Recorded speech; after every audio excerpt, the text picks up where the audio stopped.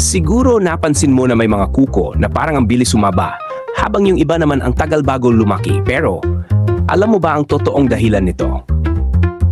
Mas mabilis tumubo ang kuko sa kamay kaysa sa paa. At hindi lang yon, mas mabilis ding tumubo ang kuko sa kamay na mas madalas mong ginagamit o tinatawag na dominant hand. Halimbawa, kung ikaw ay right-handed, mas mabilis humaba ang kuko sa kanan mong kamay kumpara sa kaliwa.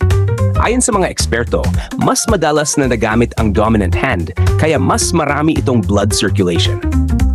At dahil doon, mas mabilis din ang pagtubo ng kuko. Isa pa, mas mabilis ding tumubo ang kuko sa summer kaysa sa winter dahil mas aktibo ang katawan natin kapag mainit ang panahon. At kung napansin mo, mas mabilis din lumaki ang kuko ng middle finger kaysa sa pinky finger. Nabitin ka ba? I-follow mo ang Bitin Facts PH. Bitin nga, pero totoo.